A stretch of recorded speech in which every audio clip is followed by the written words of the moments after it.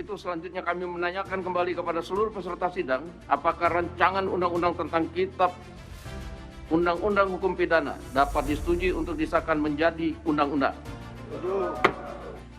Terima kasih. Jadi kita ini kan harus melalui mekanisme konstitusi. Tadi kan kita kan semakin beradab, semakin baik, ya, kepatuhan terhadap konstitusi, kepada hukum. Maka setelah disahkan, mekanisme yang paling pas adalah judicial review. Untuk itu, kalau ada pasal-pasal yang dianggap. Yang kedua, training.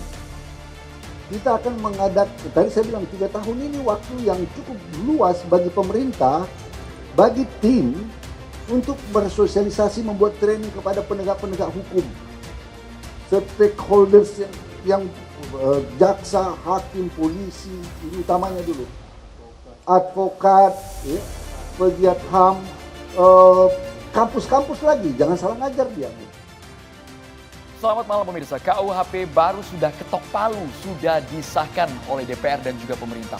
Namun ternyata sejumlah pasal masih menjadi perdebatan hingga saat ini. Memang betul tidak memuaskan semua pihak, tapi masih ada waktu 3 tahun selama masa sosialisasi ke seluruh stakeholder. Ya, tapi di satu sisi memang kita patut berbangga bahwa kita telah memiliki kitab Undang-Undang Hukum Pidana yang baru karya anak bangsa. Meskipun di sisi lain masih banyak yang menganggap bahwa KUHP baru kita ini mengandung berbagai sejumlah catatan bagi demokrasi. Pertanyaannya, benarkah kemudian KUHP baru kita mengandung sejumlah aturan yang bermasalah dan juga rawan disalahgunakan? Langsung saja kita akan bahas bersama dengan sejumlah narasumber kami di meja catatan demokrasi. Langsung saja saya sapa satu persatu. Ada Bang Ali Mohtar Ngabalin, tenaga ahli utama kantor staf ahli presiden. Assalamualaikum. Boleh digunakan mikrofonnya Bang?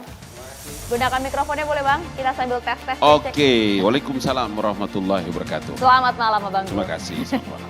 Dan juga sudah hadir juga ada Bang Taufik Basari, anggota Komisi 3 DPR RI, fraksi Nasdem. Selamat malam. Selamat malam. Assalamualaikum warahmatullahi wabarakatuh. Waalaikumsalam warahmatullahi wabarakatuh.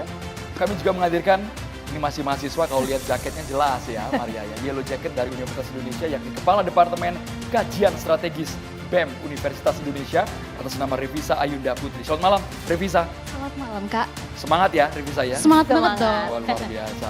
Kemudian kami juga menghadirkan ada pakar hukum tata negara, Uda Ferry Amsari. Selamat malam. Malam Mas.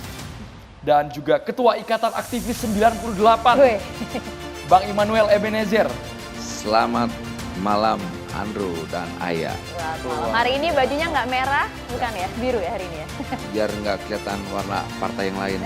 Tapi rambut masih hitam ya, aman. Oke. Oh itu tema yang beda ya. Kita langsung ke Revisa. Revisa, kami ingin tahu tanggapan Anda setelah DPR dan juga pemerintah mengesahkan RUU KUHP yang peninggalan kolonial Belanda itu menjadi KUHP yang baru sekarang. Oke. Sebelum saya menyampaikan opini saya terlebih dahulu akan menyampaikan adagium yang tepat kita rasanya melihat KUHP sekarang. Oke. Hukum itu tidak selalu tegak, sekali runtuh. Di sana berdiri, di sini rubuh. Karena ia tergantung pada tingkah laku manusia. Tugas kita adalah tegakkan ketika runtuh, berdirikan ketika rubuh. Itu adalah adagium profesor favorit saya, Profesor Herman Raja Guguk, yang sepantasnya saat ini RKUHP yang kini menjadi KUHP adalah produk hukum yang runtuh. Dan kami mahasiswa bersama dengan elemen sipil masyarakat akan mendirikan hukum yang runtuh tersebut. Terima kasih atas kesempatannya. Yang pertama di sini ada kakak tingkat saya, Bang Tobas. Saya akan reminder terlebih dahulu pelajaran semester 1 Bang. Pelajaran tentang pengantar hukum Indonesia. Di mana hukum yang baik ialah hukum yang mengikuti perkembangan dari masyarakat itu sendiri. Hukum yang baik adalah hukum yang reaktif terhadap perkembangan masyarakat itu sendiri. Tetapi saya rasa di sini KUHP baru kita justru bukan hukum yang reaktif. Tetapi justru hukum yang mundur. Kenapa? Kita lihat. Dari 1 tahun ke belakang, mahasiswa, elemen sipil sangat bersemangat dalam mengobarkan, mengkritisi pemerintah dengan segala peraturan, dengan segala permasalahan yang ada di dalamnya. Mulai dari contohnya Omnibus Law, lalu yang akhir-akhir ini penolakan terhadap RKUHP. Hal ini menunjukkan masyarakat kian aktif dalam mengkritisi dan melihat permasalahan-permasalahan yang ada di pemerintah. Tentu saja ini indeks yang bagus untuk demokrasi kita. Akan tetapi KUHP yang baru ini justru apa? Membuat mundur indeks demokrasi yang telah bagus tersebut. Masyarakat yang dulunya bersemangat menggebu-gebu untuk melakukan aksi unjuk rasa, kini ditakut-takuti oleh KUHP yang baru kita. Di mana apabila tidak ada pemberitahuan, di mana apabila terjadi kerusuhan, maka akan diancam dengan hukuman pidana, di mana hukuman pidana menjadi ultimum remedium, di mana hukuman pidana menjadi hukuman yang berat, yang tentunya saja hal ini akan membuat takut masyarakat ketika mereka akan menyuarakan aspirasi-aspirasi mereka. Lalu di mana kata memajukan, kata mendekolonialisasi itu sendiri, saya rasa tidak ada kata tersebut di dalam KUHP baru kita. Karena saya sendiri pun ketika nanti KUHP disahkan, saya akan hati-hati dalam mengkritik pemerintah. Karena apa? Kritik kan bersifat subjektif. Jadi bagi saya kritik, tapi mungkin bagi Bapak Presiden Jokowi adalah penghinaan, bisa saja saya dipidana karena hal tersebut. Sehingga saya akan semakin berhati-hati. Yang mana hal ini akan menunjukkan penyusutan ruang sipil. Masyarakat yang seharusnya bisa menyuarakan aspirasi mereka, karena penyusutan ruang sipil ini, maka indeks demokrasi kita, kemampuan demokrasi masyarakat, kemampuan pola pikir masyarakat untuk mengkritisi pemerintahnya sendiri akan semakin turun. Sehingga saya akan mempertanyakan, apakah KUHP yang baru ini sudah reaktif terhadap kemajuan masyarakat untuk mengkritisi pemerintahnya? Justru seharusnya KUHP ini mampu untuk melindungi masyarakat yang reaktif terhadap pemerintahan yang mungkin sekarang bisa dibilang kacau balau kali ya. Harusnya KUHP bisa mendukung hal tersebut, melindungi masyarakat. Tetapi kenapa di sini KUHP yang baru ini justru melimitasi masyarakat dalam sebuah lingkaran jahat bernama KUHP dengan ancaman pidana, yang mana dalam Undang-Undang Nomor 9 tahun 98 saja ancamannya bukan pidana. Berarti di sini ada penambahan sanksi atau peningkatan jenis sanksi dari yang awalnya bukan sanksi pidana atau mungkin sanksi administratif menjadi sanksi pidana. Tentu saja ini menjadi hal yang mengkhawatirkan karena kita mahasiswa kan lagi semangat-semangatnya nih untuk mengkritiki pemerintah, untuk mengkritisi para DPR yang mungkin duduk manis di mejanya, di kursinya. Kita lagi semangat-semangatnya, tapi kita ditakut-takuti nih sama KUHP yang baru. Lalu saya tanya kepada Bang Tobas yang mungkin sekarang lagi duduk di kursi DPR RI, apakah hal tersebut menunjukkan KUHP ini adalah sesuatu yang reaktif terhadap perubahan yang ada di masyarakat? Karena ini mungkin pelajaran semester 1, jadi harusnya Bang Tobas masih ingat ya Bang ya. Terus selanjutnya, kembali lagi kami akan menolak baik secara formil maupun material. Sebab apa? Secara formil pembahasan yang dilakukan oleh DPR pada pembicaraan tingkat pertama itu dimulai pada tanggal 24 November. Lalu pada pembicaraan tingkat kedua yang mana diketok kemarin adalah 6 Desember.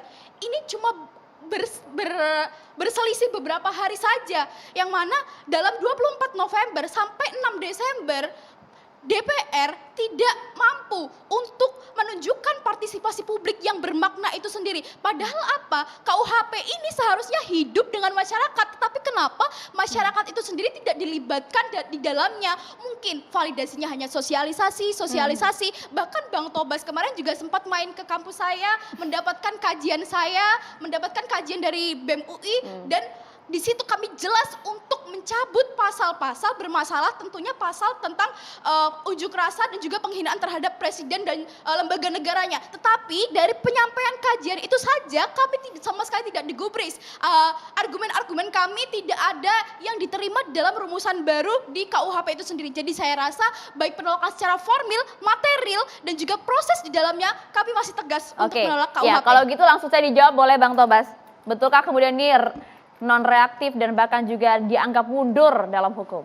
Ya, pertama yang sudah disampaikan oleh teman-teman mahasiswa saya sudah terima dan saya sudah perjuangkan di dalam. Jadi bukan nggak digubris ya? Ya, jadi kalau misalnya mengikuti proses pembahasan, proses persidangan, sikap-sikap yang saya sampaikan selama proses penyusunan dan pembahasan RKUHP ini, semua hal-hal yang disampaikan baik itu oleh masyarakat sipil maupun oleh teman-teman mahasiswa, saya perjuangkan. Ya, saya minta untuk dibahas.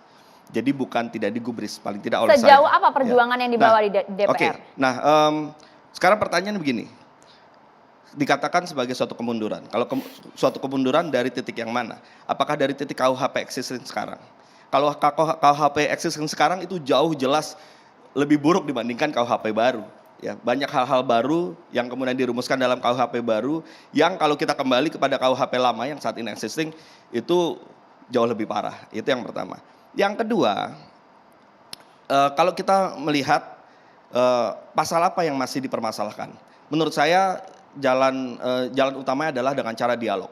Mungkin bisa disampaikan oleh Revisa, oleh siapapun lah yang mengatakan bahwa ada hal-hal yang patut dikritisi dari KUHP baru ini. Oke, pasal yang mana? Biar kita buka bersama-sama, kita baca bersama-sama, kita lihat apakah pasal dengan rumusan yang terakhir yang kemudian kesepakati itu seperti yang dikhawatirkan.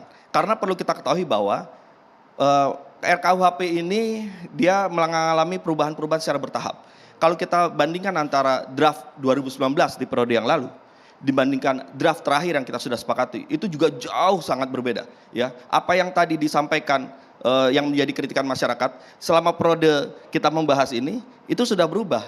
Ya, contoh misalnya, contoh.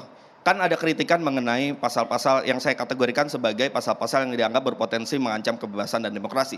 Ya, saya kategorikan itu misalnya ada pasal makar, kemudian penghinaan terhadap kekuasaan umum, penghinaan terhadap lembaga negara, penyerangan harkat dan martabat terhadap presiden dan wakil presiden, termasuk juga mungkin kita tambahkan saja tadi karena disampaikan terkait dengan ketertiban umum dalam hal menyampaikan pawai ataupun unjuk rasa. Oke, yang pertama soal makar. Ya, kalau kita kembali pada KUHP sekarang, makar yang sekarang ini dengan KUHP existing, ya, yang lama, itu semua orang yang bertentangan dengan pemerintah bisa dikenakan dengan subversif. Kita punya pengalaman panjang soal itu. Nah, karena itulah dengan masukan dari masyarakat, saya mintakan kepada pemerintah dan teman-teman yang lain untuk menyetujui bahwa makar kita kembalikan pada istilah orisinalnya itu serangan fisik. Jadi hanya serangan fisik kepada penguasa saja yang kemudian bisa dikategorikan sebagai makar, bukan ketika orang-orang yang punya berbeda pandangan. Itu satu yang jauh berbeda antara KUHP yang lama existing dengan yang sekarang. Yang kedua, penghinaan terhadap kekuasaan umum yang banyak dikatakan oleh teman-teman mahasiswa dan teman-teman lain, kalau kita menghina pejabat, kita menghina bupati, kita menghina polisi, itu nanti bisa dipidana. Sekarang pasalnya sudah dihapuskan. Menjadi? Gak ada. Jadi gitu. Jadi kalau dikatakan kita nanti bisa kena menghina, sudah tidak ada, sudah dihapuskan. Berdasarkan apa? Hasil apa yang kita sampaikan, hasil yang kita bahas, kemudian kita sepakat untuk mencabut itu. Bagaimana dengan penghinaan DPR? Termasuk menghina lembaga kemudian, negara, DPR. Pasal mengenai penghinaan terhadap lembaga negara, itu pasal yang mandirinya kita hapus, tapi kita gabungkan dengan pasal 240. Di mana ya pasal 240 juga pasal terhadap penghinaan terhadap pemerintah dan lembaga negara. Tapi lembaga negara kita batasi, hanya beberapa saja, satu. Yang kedua, kita ubah sedemikian rupa karena kita sadar bahwa kalau saya maunya menghapus, saya sudah sampaikan dalam persidangan, saya minta untuk dihapus. Tapi karena ada pandangan lain yang mengatakan bahwa pasal-pasal ini tetap harus ada, maka kita ambil jalan tengahnya. Jalan tengahnya seperti apa? Dengan kita berikan pembatasan-pembatasan. Pembatasan seperti apa? Untuk penghinaan terhadap pemerintah dan lembaga negara ini, kita jadikan delik aduan. Dan yang bisa mengadukan hanya pimpinan lembaganya saja. Saya ambilkan contoh misalnya, ada perbuatan yang dianggap menghina lembaga Mahkamah Agung. Maka yang hanya bisa mengadukan adalah Ketua Mahkamah Agung saja. Sementara Hakim Agungnya, panitera, pejabat Mahkamah Agung, masyarakat, polisi bahkan, itu tidak bisa mengadukan persoalan ini. Sehingga pasalnya memang tetap ada, tapi penerapannya juga tidak mudah. Ya, kita tidak bisa bayangkan seorang Mahkamah Agung dengan mudahnya ketika ada perbuatan-perbuatan tertentu, kemudian lapor dan seterusnya. Kalau menghina DPR, Bang? Sama juga, menghina DPR harus ketua DPR-nya. Dengan mekanisme tertentu harus sebagai satu keputusan bersama bahwa perbuatan tersebut diadukan. Jadi betul, saya pun juga maunya dihapus. Tapi kan kita juga harus menghargai juga pendapat-pendapat yang lain yang juga menginginkan pasal ini ada. Akhirnya diambil jalan tengah itu, ya, supaya dia tidak sekaret seperti apa yang terjadi sekarang dengan mudahnya dilaporkan dan sebagainya. Ya, jadi itu hal yang paling maksimal yang bisa kita lakukan untuk memberikan batasan-batasan. Yang terakhir, pasal 256, ya. Pasal 256 itu bukan pasal untuk memidana unjuk rasa, bukan, ya. Pasal itu harus dibaca secara keseluruhan karena suatu pidana itu baru bisa dikenakan apabila seluruh unsurnya itu terpenuhi. Satu saja unsur tidak terpenuhi, maka dia tidak bisa kena. Nah, di dalam pasal 256 itu, ya, itu adalah ya apabila melakukan pawai, unjuk rasa atau demonstrasi tanpa pemberitahuan yang mengakibatkan terganggunya kepentingan umum, menimbulkan huru-hara atau keonaran, baru dapat dipidana. Mengganggu kepentingan umum ini kan kemudian masih abu-abu, Bang. Karena itu, bagaimana? Saya pun juga menyampaikan itu, ini masih abu-abu nih. Kita berikan tambahan penjelasan. Ya. Mengganggu kepentingan umum yang dimaksud dalam pasal tersebut adalah apabila ada sebuah unjuk rasa, pawai atau demonstrasi yang mengganggu layanan kepentingan umum seperti ambulans yang tidak bisa mengantarkan orang sakit. Kemudian pemadam kebakaran yang terhambat akibat pemberitahuan unjuk rasa tanpa pemberitahuan tersebut.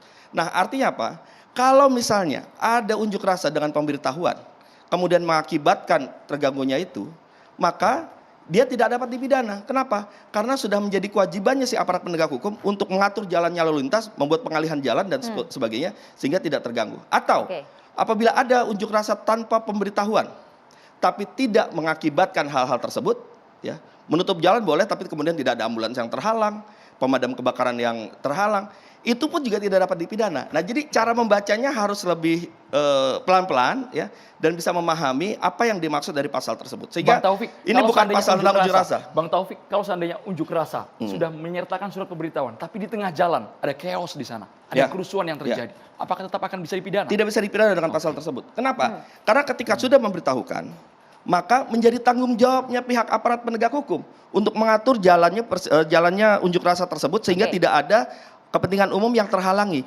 sehingga tidak ada orang-orang yang berupaya untuk membuat keonaran dan huru-hara. Nah, jadi di situ cara membacanya. Jadi jangan kemudian kita merasa bahwa ini pasal tentang unjuk rasa. Enggak, ini tentang ketertiban umum. Pasal ini mengatur tentang ketertiban umum supaya apa? Kepentingan untuk menyampaikan pendapat tetap terjaga, ya, tetap kemerdekaannya tetap terjaga. Di sisi lain, kepentingan orang-orang yang juga banyak kepentingannya, ada kepentingan orang sakit, ada kepentingan vital lainnya, itu juga tetap terjaga. Jadi asas keseimbangan ini yang dijaga di pasal tersebut. Nah, inilah menurut saya, ini problemnya adalah kita mungkin harus memang lebih memahami pasal ini, kemudian kita berdialog sehingga kita punya persamaan persepsi terkait dengan hal-hal yang selama ini masih termasuk dikritik. di meja ini Bang Tobas. Revisa, sudahkah cukup kemudian penyesuaian itu? Oke, menurut saya ya Bang ya, tadi Abang bilang kalau misalkan penghinaan terhadap DPR contohnya cuma bisa diadukan sama ketua DPR. Penghinaan terhadap Mahkamah Konstitusi cuma bisa dilakukan oleh ketua Mahkamah Konstitusi. Anggota DPR itu kan banyak ya Bang. Bisa aja nih, saya misal contoh anggota DPR, terus saya ngomong ke Ketua DPR, Bu, saya merasa terhina nih. Terus haruskah DPR merapatkan hal tersebut bersama-sama? DPR itu tugasnya udah banyak, undang-undang yang seharusnya disahkan banyak, undang-undang bermasalah banyak. Tetapi kenapa justru disibukkan dengan hal-hal yang sebenarnya itu tidak penting untuk dirapatkan bersama. Jadi menurut saya itu bukan suatu solusi yang konkret untuk menghadirkan hal tersebut. Lalu, boleh nggak saya jawab dulu? Oke, boleh. Silakan, dari itu sebenarnya tidak perlu dilaporkan, karena saya dalam posisi juga nggak perlu lapor-lapor seperti itu. Jadi hanya hal-hal yang kalau sampai ada yang lapor bagaimana, ada yang Bang? lapor gimana, Bang? Ya kalau ada yang lapor maksudnya siapa yang lapor? Anggota DPR. Anggota Nggak DPR. bisa. Yang hanya bisa melapor ketua DPR. Tapi Lapor kalau ke ketuanya lapornya maksudnya, ke Bang. ketuanya, terus Kalau ada yang lapor baper, ketuanya bikin rapat gitu gimana, Bang? Ya makanya kan akhirnya mekanismenya tidak mudah. Yang saya sampaikan adalah ya pasal ini tetap ada karena memang tim perumus ada beberapa pendapat yang mengatakan bahwa tetap di dalam KUHP kita harus ada pasal yang mengatur untuk menjaga marwah dari suatu lembaga. Oke, ya itu kita hormati. Saya tidak dalam posisi itu. Saya tidak dalam posisi yang sama dengan Ferry dengan teman-teman yang lainnya. Ya, nah tetapi ya karena kemudian kita coba cari jalan tengahnya. Oke lah, kita akui pasal ini ada, tapi kita buat hanya untuk hal-hal yang fundamental sekali, baru pasal ini bisa diterapkan. Sepertinya jalan tengah belum ketemu Bang, kita buat ke jalan kanan dulu, kita iklan dulu. Bahkan kalau perlu nggak perlu diterapkan gitu. Kita tahan dulu, terima kasih.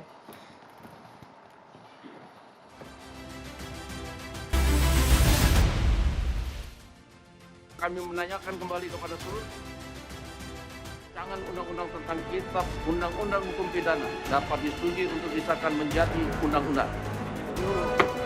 Kalau hari ini saya tidak berhasil waktu, saya keluar dari sini. Silakan. Saya wakil rakyat. Seolah-olah mengatakan bebas berhubungan seks walaupun belum nikah.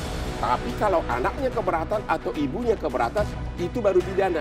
Di mana logika hukumnya ini?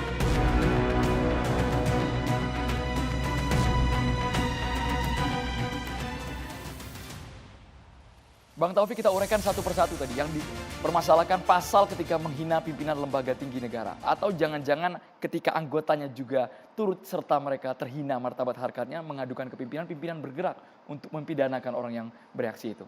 Ya makanya jadi saya katakan bahwa memang sebagai satu jalan tengah maka beberapa pasal-pasal yang dianggap oleh beberapa pihak harus ada, kita hormati keberadaannya, tapi kita buat sulit untuk diterapkan, gitu. Kita buat sulit untuk kemudian disalahgunakan. Kita buat sulit untuk dibuat menjadi multitafsir. Contoh sulitnya seperti apa, Bang? Contoh sulitnya misalnya, ya ada seorang anggota DPR, ya sebut saja X gitu, dia merasa ada suatu ucapan seseorang, suatu perbuatan seseorang yang menghina lembaganya.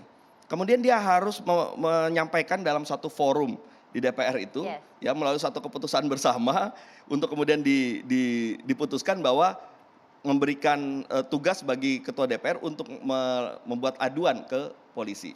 Mekanisme ini saja yang tadi kan dikatakan pekerjaan kita banyak untuk ngurusin hal seperti itu untuk apa? Pasti juga karena juga heterogen di DPR, pasti juga saya pun juga akan mengatakan ngapain seperti itu? Udahlah nggak usah repot-repot. Nah itu yang tadi saya katakan dibuat sulit untuk diterapkan. Sulit tapi masih mungkin kan, Bang? Ya, everything is possible. Bukan soal itu poinnya. Masih mungkin terjadi subjektivitas terkait kritik yang disampaikan oleh masyarakat menjadi delik penghinaan dong, Bang. Kalau dikatakan sulit tapi masih mungkin terjadi subjektivitas itu. Betul. Tapi kan begini, ya. Tentu kita akan berpikir ya, apakah perlu atau tidak, ya. Apakah fundamental itu pasal ini diterapkan. Nah tapi kalau kita balik tadi dikatakan Revisa, bahwa ini kemunduran demokrasi, maka dari itu kalau kita mau pakai KUHP sekarang, itu dengan mudahnya orang-orang yang melakukan penghinaan itu diproses hukum. Itu bedanya. Jadi yang sekarang sulit, ya meskipun tidak dihapus, sekali lagi ya saya harus sampaikan, saya adalah orang yang meminta pasal-pasal yang dihapus dalam proses pembahasan. Tapi saya menghormati keputusan untuk tidak dihapus. Akhirnya apa? Yang saya mintakan adalah kita berikan pembatasan. Nah, kalau kembali lagi soal tadi, kalau kita bandingkan dengan KUHP existing sekarang, itu janganlah kita malah maunya KUHP sekarang. KUHP sekarang itu dengan mudahnya orang bisa terkena. KUHP yang baru itu sulit untuk orang bisa terkena. Setidaknya itu kita bisa berangkat dalam poin seperti itu. Oke, daripada sulit mending dihapuskan aja dong, Bang. Setuju. Ya udah setuju kan, Bang? Betul, iya betul. Makanya ini kan gini, proses pembentukan undang-undang itu adalah proses politik yang di dalamnya juga ada demokrasi politik. Ya. Saya sudah menyampaikan itu. Saya sudah menyampaikan apa yang disampaikan oleh teman-teman BEM UI di dalam rapat-rapat DPR. Ya. Tetapi kan saya tidak bisa kemudian menyatakan harus pendapat saya yang dijadikan keputusan, kan tidak bisa.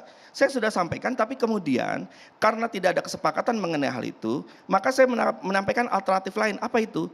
Oke, saya hargai orang yang berpendapat lain, tapi saya ingin melakukan pembatasan-pembatasan, dan akhirnya jalan tengahnya pembatasan-pembatasan itu diterima sebagai satu upaya kita untuk mencari jalan keluar dari dua pandangan yang berbeda ini. Upaya Anda itu sudah memungkinkan, sudah cukup mengakomodir reaktif terhadap masyarakat? Aku respon dulu lah ya, supaya UI tidak berlawanan dengan UI.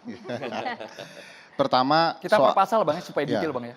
Pertama soal perjuangan personal Bang Taufik Basari, aku respect lah, selesai urusan ya. Tetapi ini kan bukan soal apa yang diperjuangkan Taufik Basari, tapi apa yang disepakati oleh DPR. Nah, bagaimana kita melihat kesepakatan DPR sebagai sebuah ketentuan hukum yang dianggap sebagai, bahasa dia tadi, ultimum remedium ya, obat atau upaya terakhir.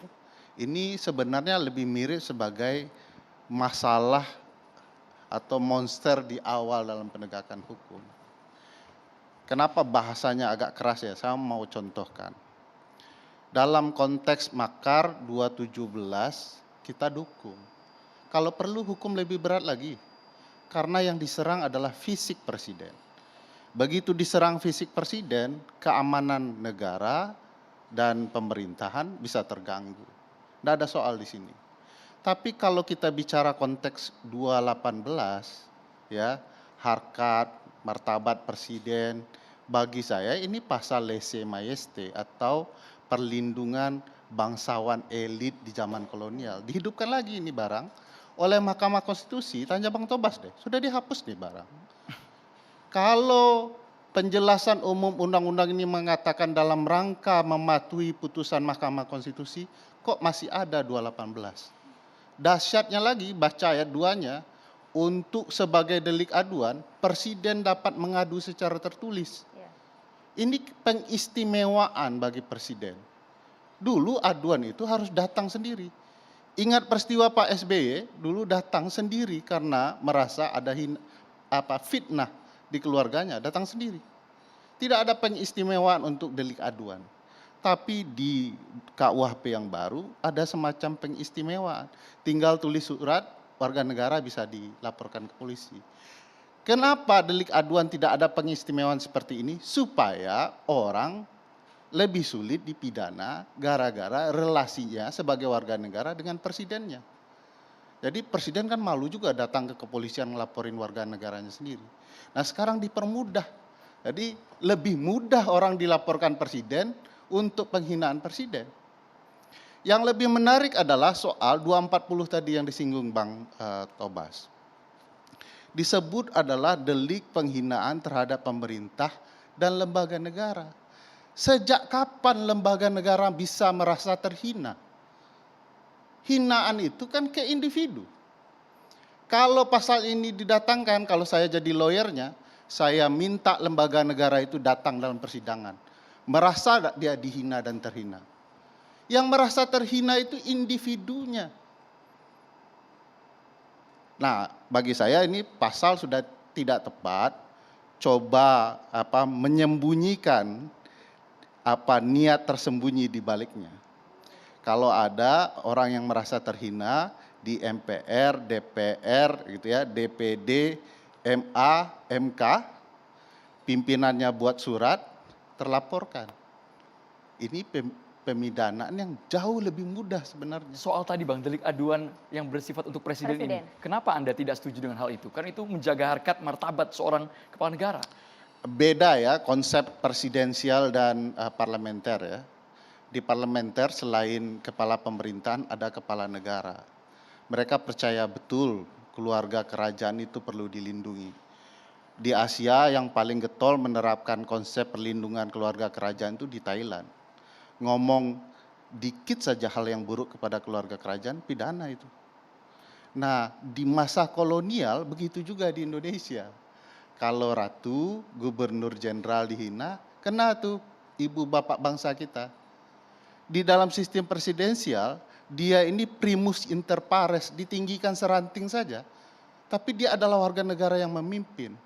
Sebagai warga negara yang memimpin dengan warga negaranya, dia punya relasi baik saja. Dan sebagai pemimpin tidak layak dalam konsep presidensial dia melamporkan warga negaranya. Orang primus inter pares, dia harus menjaga batinnya, belajar menghormati warga negaranya, tidak mudah tersinggung. Betul-betul negarawan seperti beliau lah. Ya. Harus berhati-hati menyikapi segala kehinaan, bahkan kritik begitu ya, cacian sekalipun. Saya ingat betul tuh, selalu saya contohkan kepada mahasiswa. Ada grup band ternama namanya Green Day, ya, saya pernah ulas juga di sini. Dia menghina Presiden Amerika George Walker Bush ya, yang menginvasi Irak. Dia sebut sebagai American idiot, presiden idiot gitu ya. Nggak pernah dia di penjara. Karena apa? Presiden sadar betul sebagai pembuat kebijakan potensi seluruh warga negara, sebagian warga negara, sedikit warga negara terhadap kebijakannya tersinggung pasti ada. Nah, sebagai presiden yang baik, mau sedikit, mau banyak, mau sedang-sedang, dia tidak boleh kemudian melaporkan warga negaranya hanya karena dia memegang kekuasaan. Ingat, dia punya power.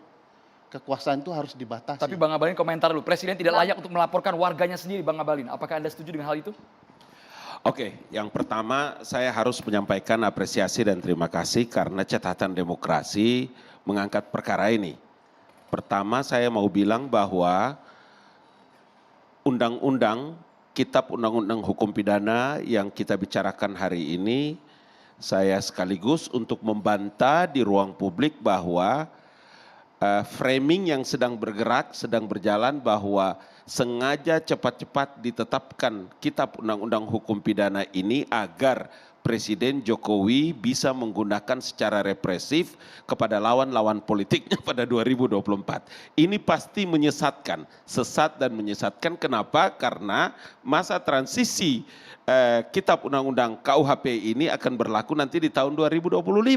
Itu artinya Presiden Joko Widodo tidak lagi berkuasa, sudah berhenti itu waktu. Karena itulah maka mari kita bicarakan baik-baik ini undang-undang karena akan dipakai untuk kepentingan bangsa dan negara.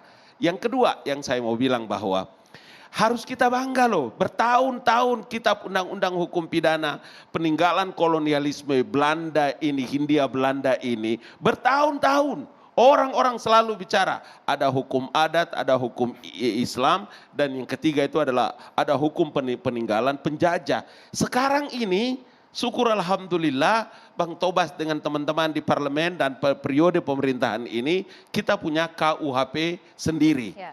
Bahwa di sana sini oke, ada orang boleh kritik pada waktu pembahasan, iya. Tapi mari kita hormati keputusan ini karena dia telah menjadi satu keputusan. Ada prosedurnya Pak, orang boleh menolak. Kau boleh menolak ini perkara-perkara ini semua pada waktu kita berbincang nih barang.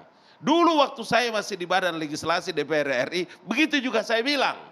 Tapi ketika ini sudah diputuskan menjadi satu keputusan politik orang bernegara, pakai otakmu yang bagus untuk bisa mendudukan perkara ini, karena ini sudah menjadi keputusan politik yang diberlakukan untuk seluruh kepentingan bangsa dan negara dan masa depan akan datang. Gitu Mengapa loh. kemudian ini disahkan meskipun masih banyak kontroversi di sana sini? Tidak bisa memenuhi semua keinginan 200 hampir 300 juta rakyat Indonesia.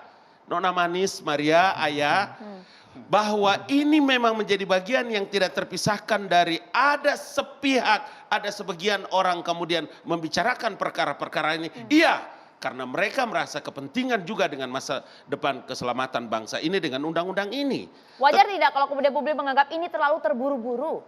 Ya tentu saja relatif, orang boleh menilai seperti begitu. Kalau teman-teman ada di parlemen pasti merasakan juga peristiwa itu. Saya pernah bisa bicara begini karena saya pernah duduk di DPR dan di Badan Legislasi. Sehingga memang boleh-boleh saja orang punya. Namanya juga alam demokrasi kan, siapapun boleh bicara, siapapun boleh menilai. Tetapi khusus mengenai KUHP ini sudah menjadi satu keputusan politik orang bernegara. Sebagai warga yang baik, saya kira kita harus hormati keputusan ini. Saya boleh merespon. Memang di pemerintahan Pak Jokowi ada plan ya soal konsep. Misalnya konsep diundangkan tapi belum mengikat 3 tahun. Dulu konsep ini ditolak oleh pemerintah kalau bicara putusan MK di Cipta Kerja. Tapi di sini dipakai. Kedua, soal proses. Di dalam putusan 91, model partisipasi bermakna ditentukan dalam pemenuhan 3 hak. Jadi hak publik terpenuhi dalam menyampaikan partisipasinya atau tidak karena 3 hak. Hak untuk menyampaikan pendapat sudah dipenuhi, ya sudah datang ke DPR dan segala macam. Kedua, hak kemudian diterima pendapatnya. Yang ketiga, hak kalau pendapatnya ditolak dijelaskan. Nah ini yang belum ada nih. Publik ingin tahu kenapa 218 ditolak, apa alasannya. Bagaimana menceritakan kepada publik. Gitu ya. Jangan kemudian ketuk palu segera. Alasan Bang Ngabalin tadi bahwa tidak mungkin 260 juta orang didengar semuanya, enggak mungkin juga. Tetapi bagaimana kemudian mendengarkan aspirasi itu yang paling penting. Saya tidak melihat ada upaya yang diterima, dijelaskan kenapa diterima, dan yang ditolak, juga. Kenapa itu alasan ditolak. Nah, bagi saya di titik ini partisipasi bermakna itu hilang. Perlu diingat meskipun ini tidak tepat betul dalam konteks pembentukan peraturan perundang-undangan, tetapi fase ketika undang-undang ini dibuka kembali perdebatannya oleh Presiden Jokowi, sebenarnya telah berlaku Undang-Undang 13 yang dibuat oleh beliau ya. Dalam konteks Undang-Undang 13 itu ada konsep yang namanya Regulatory Impact Assessment dan ROCIPI. Konsep ini kurang lebih menentukan sebuah undang-undang itu punya impact apa bagi publik. Diteliti dulu tuh, dilihat. Di dalam konteks ini tidak ada tuh Pak Wamenkumham yang paling maju ke depan di pihak pemerintah untuk mensosialisasikan gagasan RKUHP baru ini tidak menjelaskan dampak-dampak yang mungkin terjadi. Dikatakan oleh Bang Tobas tadi ada baiknya, cuman tidak ada penjelasan ilmiah dan katakanlah ya parlementer secara resmi menjelaskannya. Saya tidak melihat ini sebagai katakanlah tidak ada niat untuk menjelaskan, tetapi bagi saya ini perlu segera diputuskan. Memang uniknya 3 tahun. Oke, di konteks ini mudah-mudahan tidak digunakan selama periode berakhirnya Pak Joko Widodo. Tapi bukan tidak mungkin ini malah menambah polarisasi publik. Artinya jangan-jangan 3 tahun itu boleh menghina presiden, 2025 baru tidak boleh menghina presiden kan gitu. Jadi malah ada ruang yang perlu kita menghormati Pak Presiden. Jangan semua hal dianggap sebagai hinaan gitu ya, harus dilihat dari kritik. Yang unik lagi adalah bagaimana bisa menjelaskan pembedaan antara menghina dan mengkritik. Itu masih jadi ada perdebatan penjelasannya, sampai sekarang ya, Bang Taufik pasti ke arah penjelasan 240. Tapi kalau dibaca betul penjelasan 240, yang dijelaskan mengkritik itu adalah bla bla bla bla karena kepentingan umum. Praktiknya Bang Tobas pasti paham betul kenapa dia kemudian pada dasarnya menolak pasal ini, tapi karena katakanlah kompromi politik, maka yang diperjuangkan yang bisa terbaik diperjuangkan. Komisi 3 sama pemerintah harus menanggapi sesaat lagi Bang Ferry. Nanti Bang Immanuel juga kita libatkan di Catatan Demokrasi, tetaplah bersama kami pemirsa.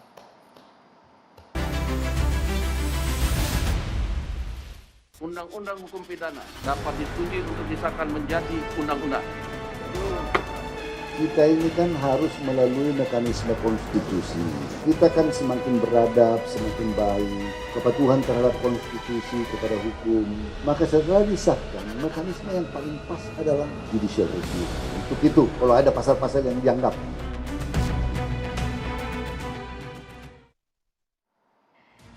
kita langsung akan coba meminta Bang Tobas untuk membahas bagaimana kemudian lembaga negara bisa merasa terhina, Bang. Ya, kalau saya mau menjelaskan dulu supaya kita tidak keliru pemahamannya soal masa transisi. Ya, jadi masa transisi ini memang konsep yang bukan konsep baru masa Presiden Jokowi kemudian dibuat ada ketentuan mengenai masa transisi. Ini konsep sudah sejak lama, sejak KUHP ini dirumuskan, memang dipersiapkan harus ada masa transisi. Kenapa? Karena ini KUHP, bukan undang-undang biasa. Ya. KUHP yang meliputi seluruh aspek kehidupan masyarakat pidananya. Karena itulah butuh masa transisi, butuh sosialisasi, butuh pemahaman kepada seluruh pihak baik masyarakat, terutama juga para penegak hukum. Yang kedua, kenapa dia butuh masa transisi? Karena ini KUHP terdiri dari 2 buku, buku 1 dan buku 2. Buku 1-nya itu berisi prinsip-prinsip hukum, ketentuan umum, yang banyak hal-hal yang baru, yang sebenarnya buku 1 ini sangat progresif, ya. Asas-asas yang dulu belum ada di akhir abad 19 ketika KUHP existing ini dibuat, ya, sekarang sudah ada ditambahkan. Nah, jadi KUHP baru ini berdasarkan buku 1 KUHP itu KUHP yang restoratif, korektif, dan rehabilitatif, dan menempatkan pidana sebagai ultimum remedium. Beda dengan yang KUHP sekarang kita menempatkan retributif, semua seolah bisa selesai dengan pemidanaan, pemenjaraan dan sebagainya. Sekarang sudah berubah. Nah, karena itulah maka butuh waktu yang cukup untuk mensosialisasikan kepada aparat penegak hukum, yang kita harapkan ketika aparat penegak hukum bisa mengubah cara pandang ya, paradigma perspektif ya terkait dengan penegakan hukum pidana, bahkan membangun budaya baru di tengah-tengah masyarakat. Itu yang kita harapkan hasil dari KUHP baru kita. Jadi membaca buku 2 itu berisi tentang delik, membaca buku 2 terkait dengan delik yaitu perbuatan dan sanksinya harus satu nafas dengan buku 1 yang berisi dengan prinsip-prinsip dan panduan bagaimana melaksanakan delik-delik ini. Saya mau jelaskan soal masa transisi, bukan begitu penjelasan ilmu perundang-undangannya. Pasal 87 Undang-Undang 12, Junto Undang-Undang 13 2020 menjelaskan ada 3 kenapa ada masa transisi. 1, belum siap sarana, prasarana, sumber daya manusia. Kenapa dibutuhkan 3 tahun sosialisasi? Ini kan buku kitab Babon ya, besar sekali gitu ya kitab, sehingga butuh kemudian penyadaran-penyadaran baru bagi aparat penegak hukum, warga negara dan lain-lainnya. Kita tidak persoalkan itu. Persoalannya adalah ada pasal-pasal yang saya anggap sebagai nila dalam susu sebelanga. Banyak pasal yang bagus, gara-gara beberapa pasal rusaklah kitab yang disusun para maestro hukum pidana Indonesia ini. Itu yang tidak terekspos. Bang Immanuel mungkin ingin komentar lo sebelum ke Bang Taufik Ini, Basari, pasal-pasal yang mungkin sebetulnya kita senang-senang aja jadi ya. kontroversi. Anak bangsa ini membuat sebuah terobosan dengan membuat produk undang-undang. Tapi dari beberapa pasal yang kita lihat, roh dan nafas mental kolonialnya masih terlihat daripada kita sebagai anak bangsa yang selalu menjunjung tinggi prinsip dalam masyarakat demokratis kita. Kita lihat hampir semua dari pasal 1 yang dari 13 pasal yang kita tolak ini kan rohnya, ini buat roh negara yang sangat totalitarian sekali, bangsa-bangsa yang otoriter lah ya kita lihat. Dan ini kan tidak bagus, apalagi soal mengkritik. Kekuasaan itu semau-maunya aja bisa menerjemahkan yang namanya kritik dan penghinaan. Dan itu sudah terjadi di saya sendiri pernah terjadi itu, dan saya lihat di kawan-kawan saya sendiri. Kalau semuanya bisa menafsirkan semau kehendaknya, sama juga kita memberi ruang kekuasaan semau-maunya juga. Artinya apa? Rakyat tidak mendapatkan kontrol. Dan ini jauh dari napas kita sebagai bangsa yang sangat demokratik. Dan ini harus kita tolak, tidak bisa tidak. Nah tadi Bung Tobas sudah luar biasa. Berdialog itu memang penting. Nah yang kita kritik kemarin kayak, ya kalau mau ke MK aja. MK-nya beda pandangan aja dicopot besoknya. Mau gimana? Ruang hukum yang mana lagi kita mau percaya gitu loh. Nah disinilah pentingnya dialog. Makanya saya sih masih percaya lah ya dengan adanya kawan-kawan saya di DPR. Mungkin mereka juga lengah, terlalu letih merumuskan undang-undang yang berat ini. Atau mereka malas atau apalah saya tidak tahu. Tapi semangatnya kawan saya ini tidak berubah. Apalagi Bunga Balin. Kita jangan sampai memberi ruang kekuasaan terlalu besar. Ini bahaya. Karena dalam masyarakat demokratik, kritik dan sebagainya itu hal yang biasa. Dan ini memang harus kita sadarkan publik dengan hal-hal yang kritis. Jangan lagi, ini saya takut logikanya ini logika feodalistik sekali. Gitu loh. Undang-undang korupsi yang dulu dapat denda 200 juta, sekarang cuma 10 juta. Nanti ramai-ramai orang korup. Pidananya minimum 2 tahun, maksimum 20 tahun. Orang korupsi nanti ramai-ramai. Kenapa minimum misalnya 15 tahun, maksimum ya hukuman seumur hidup. Mungkin publik merasa senang lah. Undang-undang di sini undang-undang korupsi, dikorupsi juga dendanya. Dulu kemarin kan 200 juta, sekarang 10 juta. Undang-undangnya aja dikorup. Saya bilang, kacau ini. Oh gimana bangsa ini mau maju? Undang-undang yang menjadi harapan aja dikorup. Kedua juga, kita ini kan bukan Afghanistan. Seperti polisi moral. Kok negara ini seperti mencerminkan polisi moral? Gak bisa. Sampai ada undang-undang persoalan asusila itu. Yang apa itu pasal berapa itu kita lihat. Kacau. 411, 412. Nah itulah. Jadi ya kita jangan sampai menjadi mundur ya. Jadi mundur seperti bangsa yang kecenderungannya lebih otoritarian. Yang itu yang kita tolak sampai detik ini. Semangat saya untuk berjuang di 98 itu sampai detik ini tidak akan saya rubah. Makanya saya khawatirkan kita tidak lagi memiliki semangat perubahan. Memang tadi Bung Abalin bilang iya. Undang-undang ini berlaku 3 tahun ke depan. Betul. Tidak mungkin sekarang gitu. Tapi orang opini seakan-akan ini kan kepentingan presiden. Saya yakin ini bukan kepentingan presiden. Kepentingan siapa? Ini kelengahan orang-orang yang idiot. Yang tidak mencerminkan bahwa dia tidak mampu beradaptasi terhadap masyarakat yang sangat demokratik, yang kritis. Dan ini harus kita kritik. Mungkin jangan-jangan pernyataan saya hari ini, orang yang pertama yang akan dipenjara karena undang-undang ini. Itu loh. Karena saya anggap bahwa mereka-mereka itu yang coba merumuskan ini beberapa ya, saya tidak mau bilang semua atau tidak menjeneralkan. Beberapa orang-orang idiot yang di parlemen sana dengan watak malas dan korupnya, dia tidak peduli dengan yang namanya kehendak rakyat itu sendiri. Bang Abalin. Semoga ini bisa dilaporkan dengan ketuanya nanti. Itu 2024. Jangan ya semoga Toba juga tidak melaporkan saya ya, karena kita sama-sama pernah memperjuangkan bagaimana bangsa ini lebih punya kesadaran yang demokratik itu. Gitu Om Ngabalin. Bang Bang Abalin. Ngabalin, kalau misalnya contohnya seperti ini bisa kena pidana nggak dengan KUHP yang Pasti baru? dipidana.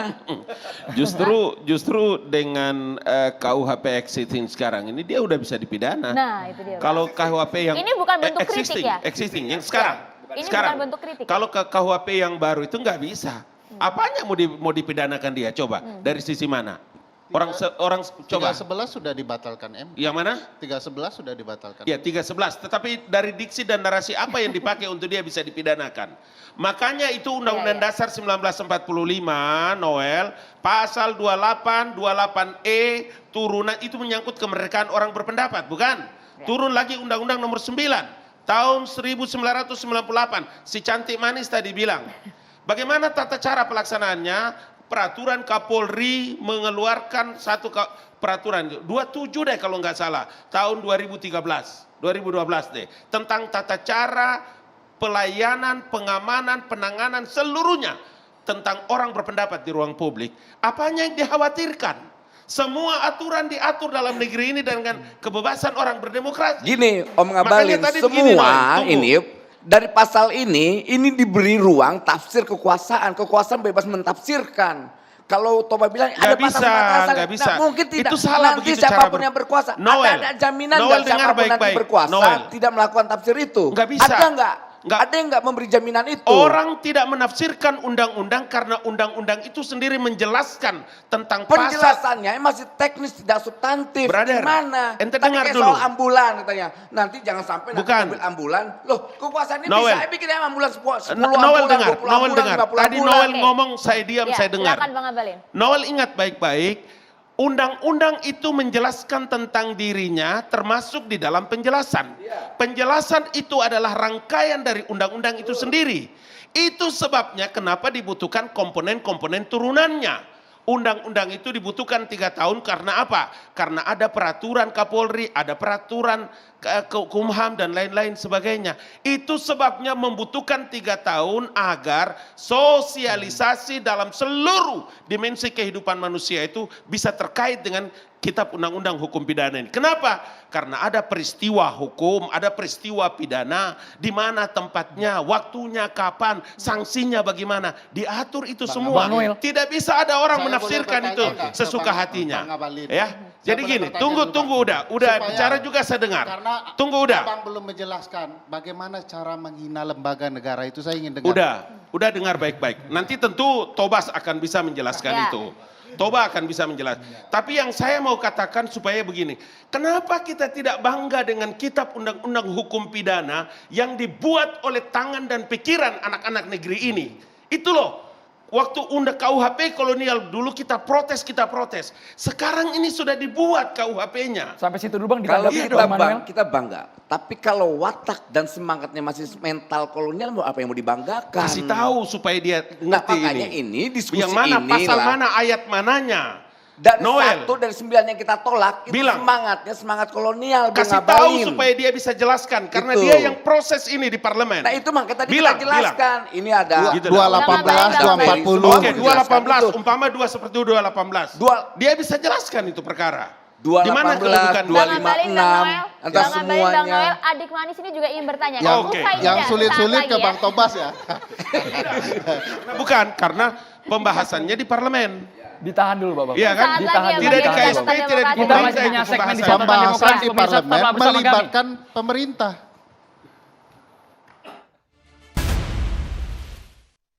Kami menanyakan kembali kepada seluruh peserta sidang, apakah rancangan undang-undang tentang kitab undang-undang hukum pidana dapat disetujui untuk disahkan menjadi undang-undang.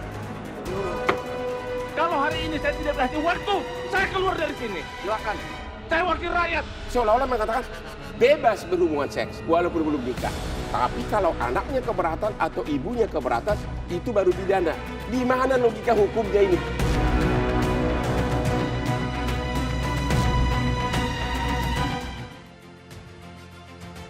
Ya, sekarang kita kasih kesempatan nih, catatannya makin banyak. Revisa dari tadi hanya menyimak ya. Nah itu Maria, dia, ya. silahkan dilontarkan di meja catatan demokrasi, Ref. Oke, di sini aku tadi menyimak banget percakapan bapak-bapak di sini yang seru banget.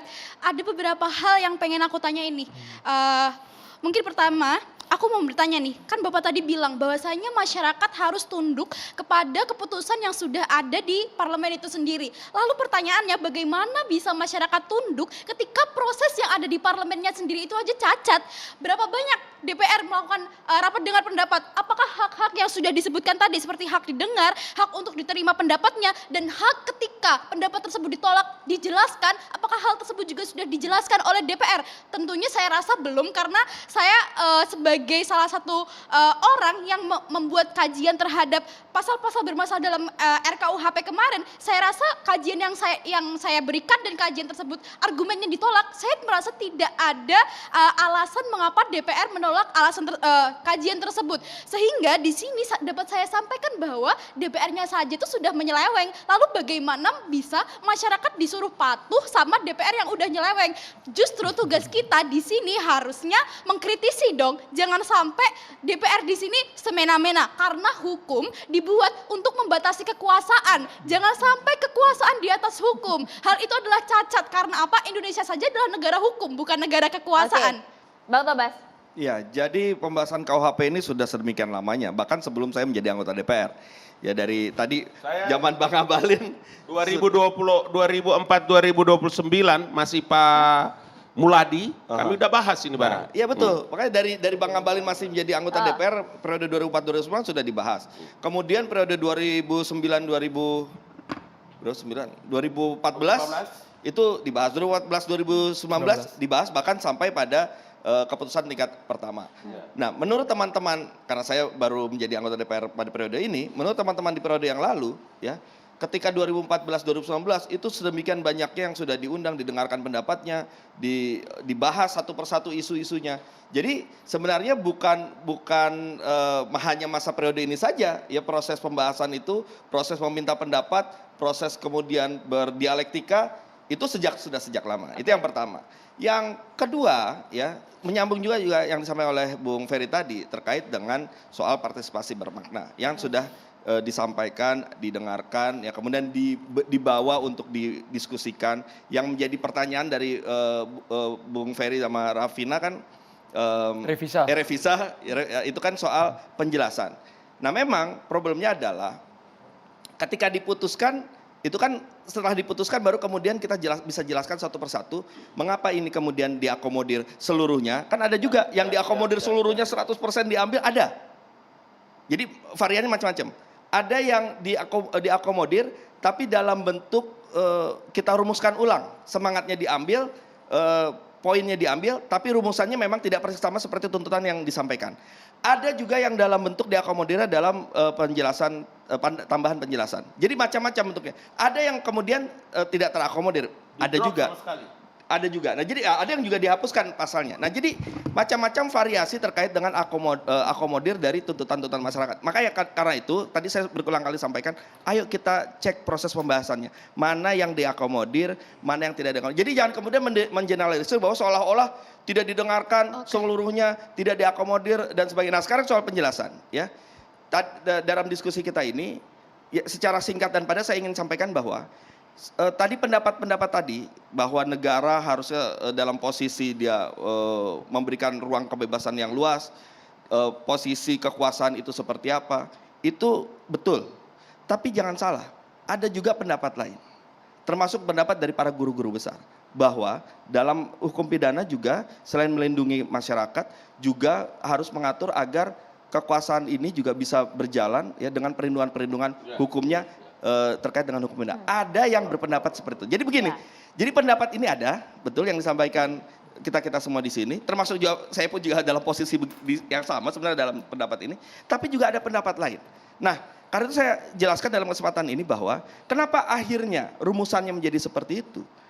Karena dua pendapat ini yang coba kita akomodir, ya. Akhirnya kita carikan jalan tengah, ya. Kekhawatiran kita coba jawab dengan membuat rumusan batasan yang mudah-mudahan kekhawatiran itu tidak terjadi, ya, dengan batasan-batasan. Tapi di sisi lain pendapat para guru besar, pendapat para ahli, pendapat beberapa kalangan masyarakat yang merasa bahwa memang tetap harus ada pasal yang memberikan perlindungan bagi harkat martabat kekuasaan presiden dan sebagainya. Nah, itulah yang kemudian juga terakomodir. Jadi pertanyaan saya ini ke pasal korupsi. Kenapa tadi sanksi minimal 200 juta menjadi 10 juta? Kok sanksi aja dikorup? Diskonnya gede Penjelasannya, banget. Mbak, Diskonnya gede penjelasannya. banget. Ini ada kaitan dengan buku Ini satu. semangat korupsinya yang kuat atau semangat perubahannya? Bukan. Jadi gini, KUHP itu adalah rekodifikasi. Ya, kemudian ada buku satu yang kita membuat satu satu konsep yang membuat semuanya sama. Ya, contohnya begini. Ya, ancaman pidana kita buat dia ada kategori yang perbuatan tertentu maka dia ancaman pidananya 5 tahun, ada yang 4 tahun, ada yang 10 tahun, ada yang 20 tahun, ada yang seumur hidup misalnya begitu.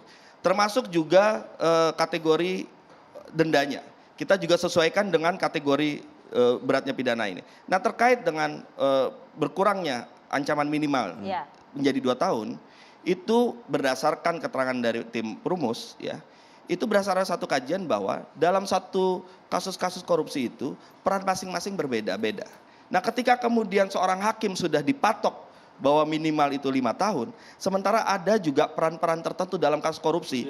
Misalnya dia perbantuan atau dia hanya sekedar ya ketidaktahuan, kebodohan dia akhirnya dia terlibat dalam kasus itu, yang akhirnya si hakim jadi terikat dengan batas minimal bawah itu, maka akhirnya ketidakadilan yang muncul. Oleh karena itu, ini kan soal rentang. Bukan dengan ada pasal ini Bukan, ini soal memungkinkan rentang. orang untuk lebih korup. Bukan, Karena gini, bukan. dengan rendahnya tuntutan minimalnya, Minimal. kemudian sanksinya dari 200 juta menjadi 10 juta, ini orang saya yakin ke depan ini orang berbondong-bondong menjadi koruptor. Kenapa? Ini Dendanya dikit, dihukumnya juga dikit ya, kok. ini soal penyesuaian Gini, konsepsi coba pidana. Jadi ini kita soal konsep. lihat, gini, bukan soal ini realita ya, realita. politik ya. Penegak hukum kita ini masih lemah.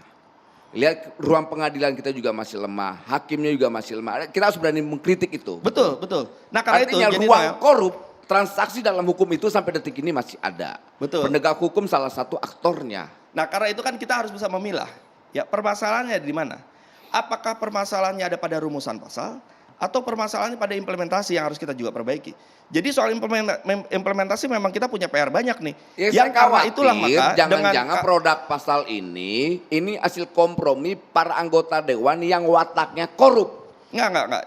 Ih, Bukan. nggak apa-apa. Ada Bukan lobby-lobby aja di sih, sana, nggak masalah kok. Enggak ada. Ini soal konsepsi. Jadi memang tadi ya kita harus menyesuaikan ya kategori perbuatan tertentu dia masuk dalam kategori mana. Tidak dipukul rata. Beratnya enggak, dia jadi ada kategori-kategorinya ya. Perbuatan ini dia masuk kalau dia berdenda maka kategori 1 kah, kategori 2, kategori 3 sesuai dengan ringan beratnya. Kemudian juga ancaman pidana ya. Juga harus disesuaikan dengan itu supaya kita punya keseragaman. Gini, Nah, itu juga kalau maksimumnya 20 tahun, efek jerahnya di mana? Orang 20 tahun. Oke, sekarang buku 1 ya. Buku 1 itu kita memang mengubah paradigma pemidanaan kita. Soal efek jera, soal balas dendam, itu ada di KUHP existing yang lama ini, produk kolonial. Ya. Dan produk baru kita ini. Berarti korupsi nggak perlu efek jerah dong, Bang? Bukan begitu, salah memahaminya. Bukan begitu. Dengan buku 1 baru kita mengacu pada pemidanaan modern. Ini konsep juga. Konsep universal sekarang ada di dalam diskusi kriminologi, Saya diskusi hukum boleh sedikit lagi, merespon, nggak apa-apa, saya cuma sedikit saja. Nah, jadi oleh karena itu ya maka buku 1 baru itu kita memuat konsep-konsep pemidanaan baru. Kita membuat pelaku itu tidak sekedar dihukum menimbulkan efek jera pembalasan, bukan. Tapi bagaimana pelaku itu bertobat, bagaimana pelaku itu menyadari kesalahannya, bagaimana masyarakat belajar dari proses pemidanaan yang ada. Itulah konsep baru pemidanaan modern yang sudah yang kalau yang produk kolonial itu sudah ditinggalkan. Mas Ferry dulu komentar, Mas Ferry. Ya, pertama, bukan tidak ada yang baik di KUHP, banyak dibahas puluhan tahun. Makanya saya menggunakan istilah KUHP ini ibarat susu sebelanga yang ditetesi banyak pasal-pasal nila, rusak kebaikan-kebaikan itu. Makanya dari tadi Bang Tobas itu kan hatinya mendua, jauh di dalam hati itu betul-betul berpihak kepada publik, makanya dia coba cari jalan untuk melindungi publik. Tapi problematikanya begini, belum dari tadi Bang Tobas maupun Bang Abalin bisa menjawab bagaimana lembaga negara itu merasa terhina. Padahal deliknya aduan. bagaimana lembaga itu bisa datang sendiri? Dan harus pimpinan Kalau yang pemerintah melaporkan, Bang. mengatakan ini pembahasannya di DPR nggak bisa, pembahasan itu berdua. Kejahatan ini dilakukan berserikat ya, antara pemerintah hingga memasukkan pasal-pasal seperti ini. Perlu diingat juga Bang, di dalam pasal-pasal KUHP yang saya katakan bermasalah ini, banyak sekali ruang sebenarnya bisa melibatkan publik. Makanya saya sepakat kalau pasal-pasal bermasalah ini disingkirkan. Ini betul-betul revolusioner. Pasal-pasal yang tersisa itu luar biasa hebat. Saya respect dengan banyak kajian terkait pemidanaan baru gitu ya. Kategori pemidanaan yang sangat menurut saya sangat bagus sekali. Ada sanksi pidana kerja sosial yang menurut saya itu merevolusi lapas kita di kemudian hari. Tetapi kan yang baik-baik ini dirusak oleh pasal-pasal demokrasi ini. Ada orang yang menitipkan pasal-pasal bermasalah sehingga hasil kerja para Orang yang pakar, menitipkan maksudnya siapa itu Bang? Orang yang ya menitipkan koruptor pasal-pasal contoh bermasalah. ya. Masalahnya bukan di penjelasan Bang Tobas tadi. Masalah yang menarik misalnya di pasal peralihan soal tindak pidana. Dalam proses menjelang diberlakukan, ketika orang dalam proses peradilan, pasal peralihannya mengatakan, maka nanti akan dipilih pasal yang meringankan. Ini sedang jalan nih, masuk 3 tahun. Kalau kasus korupsi, tentu akan terdampak kepada pasal yang meringankan. Saya berpikir jangan-jangan menjelang 2025, dulunya para koruptor menunda-nunda proses persidangan, buru-buru mereka mengatakan sidang kami segera. Karena apa? Mereka akan mendapatkan kompensasi dari pasal yang meringankan. Secara azas hukum ada nih. Ya, justru Ya, itu asas betul, hukum. makanya saya itu asas setuju. hukum universal yang Betul, kalau kita azas salahkan berarti hukum kita menyalahkan satu universal prinsip hukum yang berlaku secara mestinya umum. dikesampingkan untuk memberantas korupsi. Khusus korupsi bagi saya tidak berlaku konsep azas universal. Saya akui itu memang ada azasnya. Ya, itu ya kita tidak gini. Kalau kita bicara soal konsepsi teoritik dan sebagainya, ya suatu asas hukum yang bersifat universal yang tadi disampaikan oleh Bung Ferry itu asas hukum. Ya, ketika seseorang dia sedang menjalani suatu proses hukum dan kemudian muncul ketentuan baru yang ada, maka yang lebih meringankanlah yang digunakan. Itu asas hukum universal gitu loh. Jangan kemudian asas hukum universal ini kita harus pilah-pilah lagi untuk kasus tertentu tidak berlaku, yaitu kita tidak konsisten terhadap penerapan asas hukum. Jadi supaya kita juga dalam hal menerapkan pemikiran-pemikiran kita termasuk juga asas teori dan sebagainya itu secara lurus gitu ya. Menurut saya kita masuknya di situ. Tapi Bang ada juga azas ya untuk mengesampingkan azas universal karena perbuatan extraordinary. Ini kejahatan luar biasa loh. Kenapa itu tidak di-input? Kenapa diuniversalkan saja? Tapi tolong juga selain ini dijawab Bang, karena ini bisa dijelaskan oleh Bang Tobas dengan baik. Saya yakin beliau mengikuti dengan baik. Tapi tolong juga dijelaskan bagaimana cara lembaga negara tadi begitu ya. Bang Abalin, silakan Bang. Ada satu hal yang memang harus kita uraikan dengan baik bahwa tugas dan tanggung jawab pemerintah saat ini adalah bagaimana menyiapkan komponen-komponen turunannya setelah undang-undang ini KUHP ini ditetapkan. Karena itulah maka tadi saya memberikan contoh ketika ada Undang-Undang Dasar Negara Republik Indonesia pasal 28-28E tadi ada peraturan-peraturan berikut menyusul. Saya pastikan dan kita juga harus yakini tentang kedudukan posisi itu bahwa undang-undang turunannya atau komponen-komponen turunannya tidak akan mungkin bisa bertentangan dengan undang-undang di atasnya. Bang, apa komponen turunan dari Kitab Undang-Undang Hukum Pidana? Kitab Undang-Undang Hukum Pidana dalam posisinya ketika dia sampai pada lembaga-lembaga teknis, polisi umpamanya, yang tadi dibicarakan itu adalah bagaimana pelaksanaannya di lapangan, bukan? Bagaimana undang-undang itu bisa mewarnai seluruh aspek kehidupan umat manusia. Harus dibuatkan, tidak mungkin tidak. Ada peraturan pemerintah yang harus diterbitkan oleh yang pemerintah Abang bicarakan itu untuk kitab hukum acara. Ya, artinya kalau ada polisi, ada Pidananya kejaksaan. kalau diatur lagi. Bagaimana cara dia melaksanakannya? Maka tentu ada kitab undang-undang hukum pidana. Bagaimana dia beracara? Bagaimana dia melakukan? Tentu harus ada kitab undang-undang hukum pidana, bukan? Nah ini bukan acara pidana. Bang Tobas diminta jujur, tolong dijelaskan ke beliau konsep apa maksud kitab hukum pidana ada turunannya. Kalau yang beliau jelaskan semestinya itu turunan dari hukum acara. Iya, karena ketika dia sampai di lapangan, baik itu polisi maupun jaksa, maka yang dia pakai tuntunannya itu adalah kitab undang-undang hukum acara pidana. Yes. Kebawahnya itu adalah terkait dengan apa? Tidak, abang bilang tadi turunan dari kitab undang-undang hukum pidana. Peraturan pemerintah. Karena nanti akan lebih luas lagi tafsirnya. Jadi menurut saya Bang Tobas perlu juga sosialisasi ke istana. Begini penjelasannya. Ya, Begini penjelasannya. Oke, Bang. Jangan sampai beda suara nih antara pemerintah sama DPR nih, Bang. Kitab undang-undang hukum pidana sampai pada lembaga-lembaga teknisnya, polisi dan jaksa. Oke. Maka pelaksanaannya merujuk kepada kitab undang-undang hukum acara pidana. Yang saya kasih contoh tadi itu terkait dengan apa yang disampaikan oleh sahabatku adekku Noel. Ketika ada pelaksanaan di lapangan, umpama seperti satu undang-undang, bagaimana penerapannya di bawah, di lapangan. Itu yang tadi saya kasih contoh. Kalau ini clear, harus ada KUHAP untuk bisa menerapkan itu ke bawah.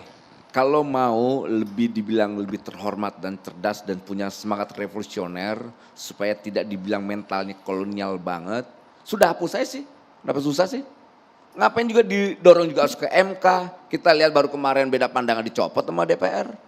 Jadi saya rasa gini, saya khawatir yang korupsi ini kejahatan yang luar biasa menjadi kejahatan yang biasa aja.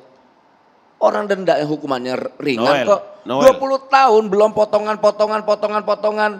Kita lihat ada orang yang dihukum 20 tahun, 7 tahun atau berapa tahun udah keluar kok. Gimana soal rasa keadilan buat masyarakat. Tapi di sisi lain, maling ayam 4 tahun aja dia dihukum tuh. Begini. Sampai sesusah-susahnya. Kita ini opinion leaders, pembuka pendapat. Dialog kita ini salah satu fungsinya adalah mengedukasi para pemirsa. Justru kita mengedukasi, kita mengedukasi, memberi informasi semangat perubahan, bukan semangat kekuasaan. Semangat perubahan itu bukan undang-undangnya diputuskan hari ini kemudian tidak setuju kita besok tahu, dibatalkan. Itu tak usah diajarkan Nggak saya. Bisa begitu. Tak usah mengajarkan saya soal ada itu. prosesnya, ada mekanismenya diatur dalam negeri ini. Justru gini dong, itulah kita harus tempatnya di Mahkamah mengedukasi Konstitusi, semangat. Noel. Bukan logikanya logika kekuasaan. Gitu. Gimana?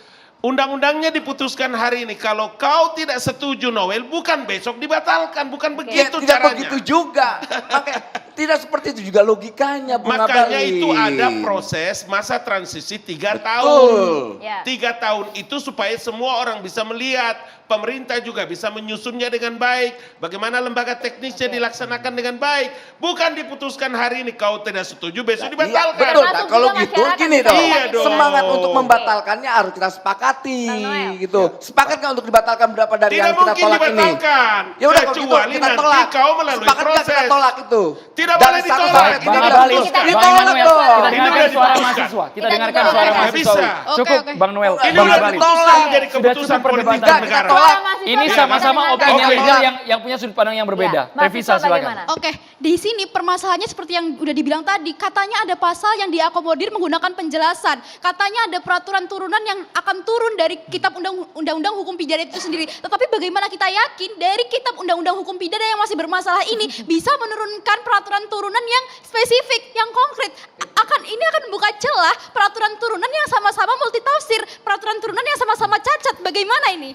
Jadi begini, makanya saya selalu menawarkan ayo kita buka rumusannya bersama-sama, kita baca bersama-sama, yang dimaksud bermasalah itu yang mana. Nah, dari kemudian, itu dia makanya karena begini Tobat. Ini sama seperti itu, orang PBB itu, dia membaca draft tanggal 9 November, sementara draft akhir dari penetapan KUHP ini sudah ada.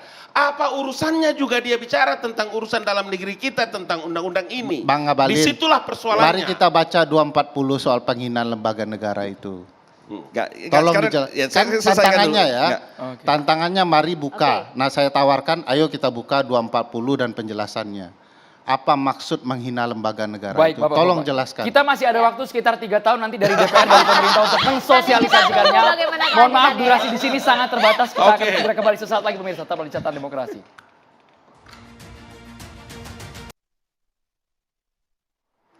Ya pemirsa, di studio Catatan Demokrasi sudah hadir Kiai Haji Subarno Syafi'i. Assalamualaikum Pak Kiai. Assalamualaikum warahmatullahi. Silakan. Assalamualaikum warahmatullahi wabarakatuh. Alhamdulillah wassalatu wassalamu ala Rasulillah Sayyidina wa Maulana Muhammad ibn Abdillah wa ala alihi washabi wa man tabi'ahu huda ila yaumil qiyamah amma ba'd. Para pemirsa Catatan Demokrasi di mana Anda berada, alhamdulillah malam hari ini kita sudah mengikuti satu diskusi yang luar biasa. Diskusi kemasyarakatan, diskusi kebangsaan, dan diskusi peradaban. Karena hukum tidak lepas dengan peradaban, dan dari hukum pula lah lahirnya tatanan sosial kehidupan manusia berbangsa dan bernegara. Kita syukur alhamdulillah dari tahun 63 saat ini kita baru punya undang-undang hukum pidana sendiri. Walaupun terus terang di sana ada sana sini banyak kekurangan produk manusia. Andai pun ada yang salah, ada yang kurang, ini satu ijtihad. Salahnya pun masih mendapatkan pahala. Saya hanya menekankan ke depan walaupun masih 3 tahun ke depan kita akan berlakukan ini undang-undang. Karena di dalam filosofi hukum agama, syariat itu adalah tatanan kehidupan manusia dengan asas dasar yang pertama, adamul haraj. Yani bagaimana menjauhkan daripada bahaya, menjauhkan daripada petaka, menjauhkan daripada segala macam permasalahan. Saya khawatir ketika hukum ini tidak berorientasi ke depan seperti itu, nanti malah hukum menjadi masalah. Yang kedua, ingat, saya hanya menyampaikan sebagai bagian daripada kehidupan masyarakat. Jadikan hukum ini adalah taklilut takalib untuk meringankan beban kehidupan masyarakat. Jangan hukum itu malah membebani masyarakat. Kalau sudah hukum itu membebani masyarakat, akan kembali membebani negara. Kalau sudah membebani negara, maka terus terang alangkah buruknya pembuat hukum dan perancang undang-undang ini. Bukan membangun bangsa dan negara, malah akan bisa merusak bangsa dan negara. Yang ketiga, setuju atau tidak setuju? Tadrib bitasrib. Memang harus melalui tahapan. Tidak bisa sekaligus. Ini masih ada 3 tahun. Mari kita lapang dada, tapi secara konstitusional. Bukan kita berteriak di jalanan. Sebagai bangsa yang beradab, ada lembaga kita. Di MK kita berbicara. Di situ akan diputuskan. Bukan di publik kita berkoar-koar. Malah akan kelihatan saling menjatuhkan satu dengan yang lainnya. Saya juga paham.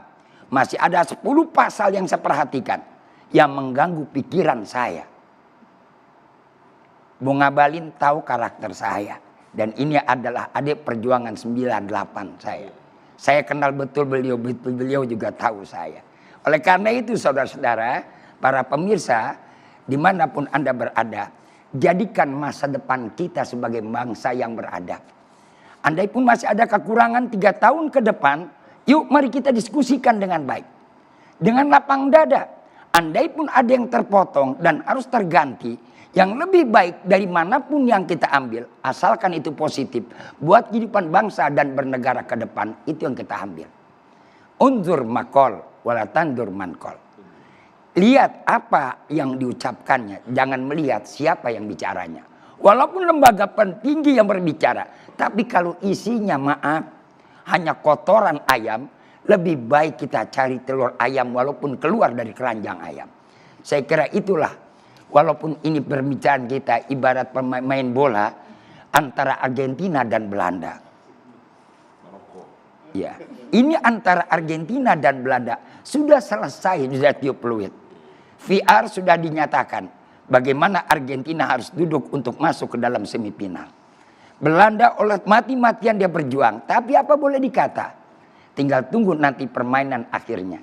Mudah-mudahan saya berdoa bangsa kita ke depan dengan lahirnya KUHP yang baru akan memiliki peradaban yang lebih tinggi dari seluruh bangsa yang lain. Boleh bangsa lain takut dan khawatir tentang KUHP yang dibicarakan kita hari ini. Sampai dunia lain belum apa-apa. Australia sudah ketakutan dan kebingungan. Terus terang, Qatar tidak pernah takut untuk menegakkan hukum. Ambillah contoh. Bangsa yang beradab, bangsa yang konsisten dengan hukumnya. Kalau kita konsisten dengan hukum kita, peduli apa dengan bangsa lain? Mereka tidak ada kontribusi besar kepada bangsa kita. Cuman satu pesan saya, Pak Jokowi pernah bilang, miskinkan koruptor. Ini mumpung ada Pak Ngabalin saya bicara. Kalau sudah pesan Pak Jokowi miskinkan koruptor, kenapa masih ada di dalam KUHP ini koruptor seakan mendapatkan peluang dan keringanan? Salam saya untuk Pak Jokowi melalui Pak Ngabalin, mudah-mudahan nanti bisa diskusikan bareng-bareng. Sekian wabillahi taufiq wal hidayah. Wassalamualaikum warahmatullahi wabarakatuh. Waalaikumsalam warahmatullahi wabarakatuh. Terima kasih banyak Pak Kiai Ismarul, langsung dicatat sama Bang Ngabalin. Terima kasih banyak, nanti disampaikan kepada Pak Jokowi. Terima kasih banyak Bang Taufik Basari. Terima kasih Rafisa, terima kasih juga sudah hadir di sini Bang Ferry. Bang Noel, terima kasih. Pemirsa, kita akhiri catatan demokrasi hari ini. Kita berjumpa lagi minggu depan. Saya Maria Segaf. Dan saya Andromeda Merkuri. Terima kasih, selamat malam. Sampai jumpa.